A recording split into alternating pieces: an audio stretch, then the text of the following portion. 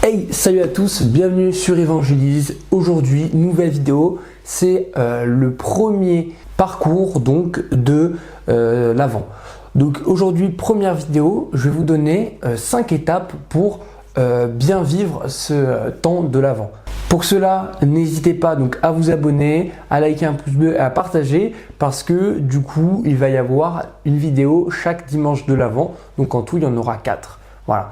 Donc tenez-vous prêts, je vous ai aussi mis dans la bio le calendrier de l'Avent Évangélise. C'est sur internet, c'est un petit site qui vous permet en fait chaque jour d'ouvrir une nouvelle case de l'Avent et vous auriez une prière, une parole de l'évangile et un effort à faire. Donc c'est tout simple, vous cliquez dans le premier lien qui est dans la bio et vous aurez tout cela. Donc n'hésitez pas à revenir souvent ou alors à chaque fois qu'il y aura la vidéo du dimanche car elle sera dedans.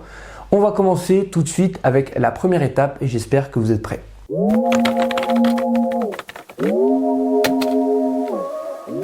Alors, la première étape, elle va consister à un truc assez simple qui s'appelle en fait la prière. Donc, c'est pour ça que moi, je vous conseille mon calendrier de l'Avent parce que vous aurez la prière du jour. Une prière de chaque jour qui est différente et qui va permettre peut-être de vous apporter différents aspects au niveau de la foi.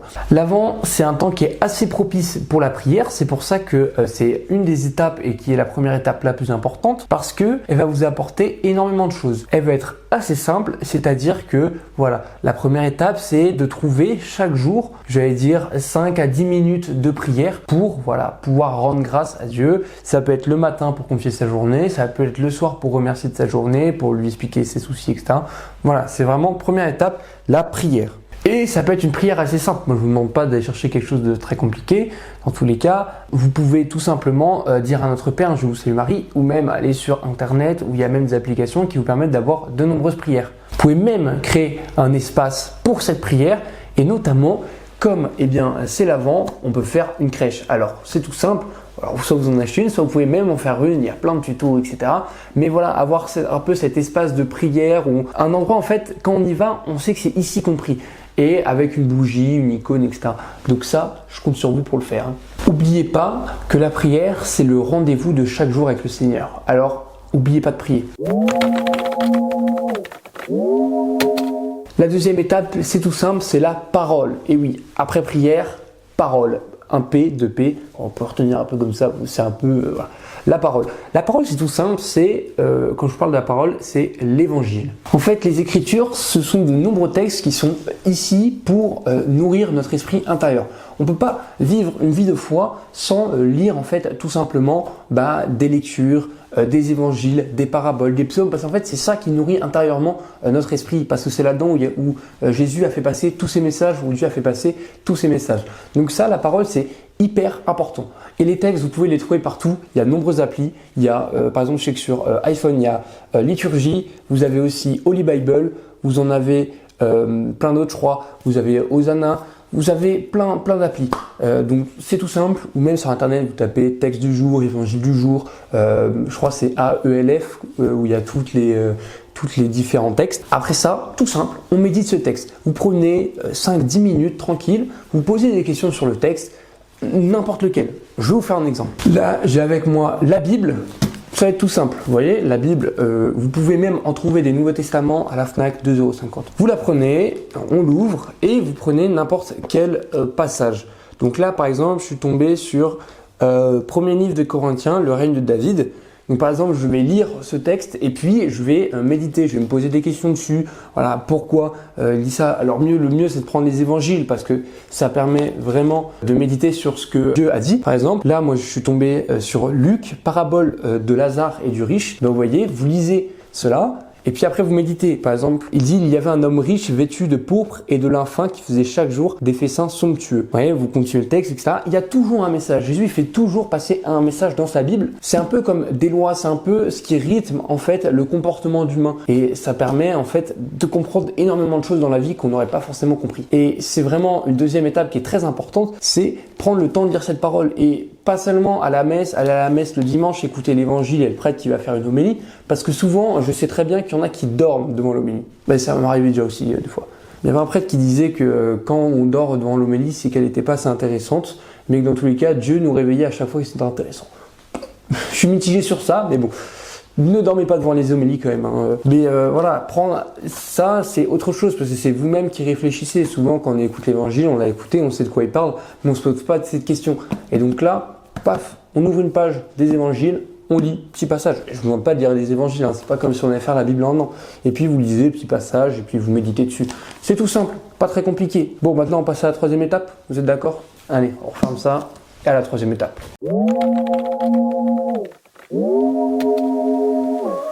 La troisième étape, qui est assez importante, c'est la pénitence. C'est faire tout simplement de la place pour Dieu dans sa vie.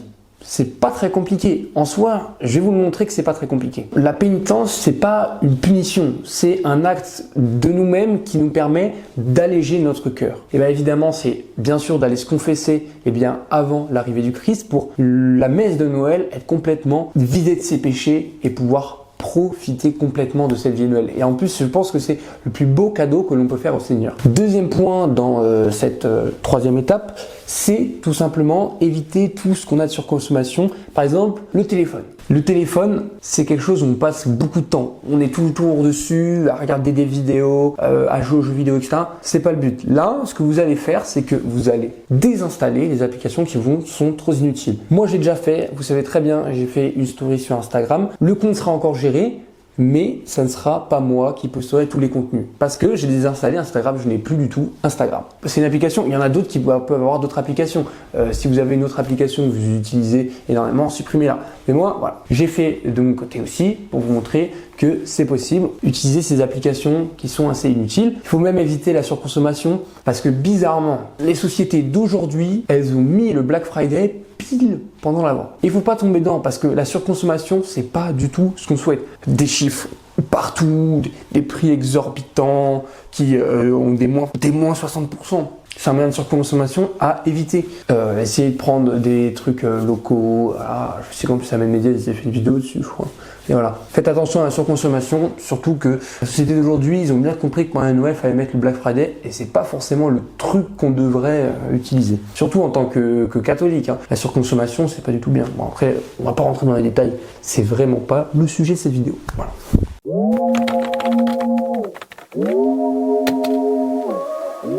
Maintenant, on va passer à la quatrième étape. Celle-ci, elle est, elle est très importante parce que c'est une étape qui peut faire élever votre âme. Et je vous le dis sincèrement, la quatrième étape, c'est la charité. La charité, c'est aimer Dieu comme il nous aime. Et donc, dans ces périodes de Noël, il y a énormément de personnes qui sont dans le besoin. Il y a beaucoup de personnes dans la rue, il y a beaucoup de personnes seules, des vieilles personnes ou des personnes âgées qui sont seules dans des maisons de retraite, etc. Et elles ont besoin, durant cette période de Noël, de personnes qui viennent leur apporter du bonheur, du soutien, de la joie. Et c'est pour ça que c'est une quatrième étape et que je pense qu'elle est bien réalisée pour tous les chrétiens, c'est que au moins dans cette période de l'Avent, vous donniez le sourire à des personnes qui, dans la vie de tous les jours, ne l'ont pas et qui aujourd'hui à Noël vont vous croiser, vont croiser votre sourire et vont se dire « Ah purée, mais il est heureux et quand il me sourit, je suis heureux aussi. Ouais. » Donc c'est vraiment un passage qui est très important, une étape très importante et à réaliser. Je vous l'obligerai pas, mais je vous la conseille très très fortement parce que vraiment, donner de l'amour, donner du bonheur à des gens, c'est vraiment le plus beau cadeau qu'on peut faire. C'est vraiment même ce que Dieu attend de nous. C'est faire passer les gens qui n'ont rien devant nous, leur apprendre, leur faire découvrir de nouvelles choses et tout simplement un sourire ou alors passer un peu de temps. Vous voyez, je dis pas forcément donner de l'argent, on rapporte toujours ce fait à l'argent, mais allez lui chercher un chocolat chaud et vous prenez un chocolat chaud ensemble, l'inviter dans un bar, lui donner un peu de réconfort, en plus il fait froid durant cette période de l'Avent. Cinquième et dernière étape.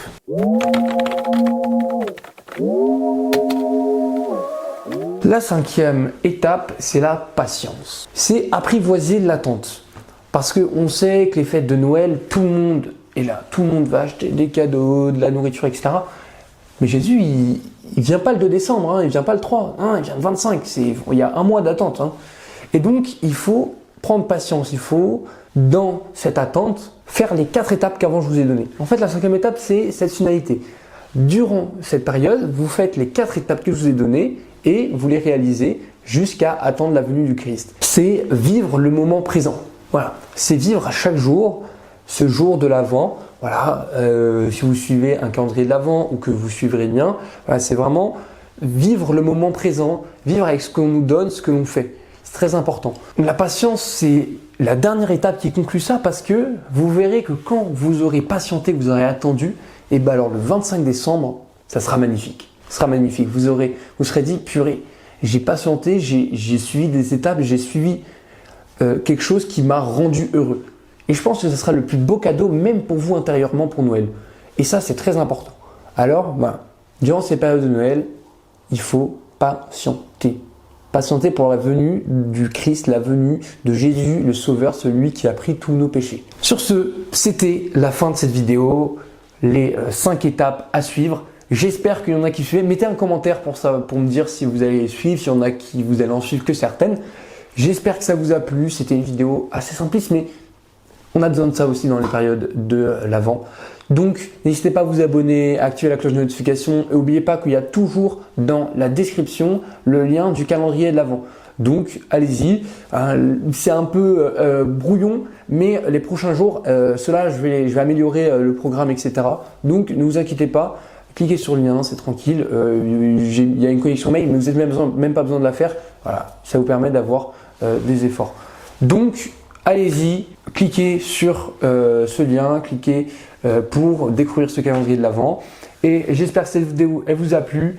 N'oubliez pas ces 5 étapes. On a la prière, la parole, la pénitence, la charité et la patience. Donc n'oubliez pas ces 5 étapes. Sur ce, je vous laisse. Merci d'avoir regardé la vidéo et bonne période de l'Avent. On se retrouve dimanche prochain pour une nouvelle vidéo, un nouveau programme. Allez, à plus.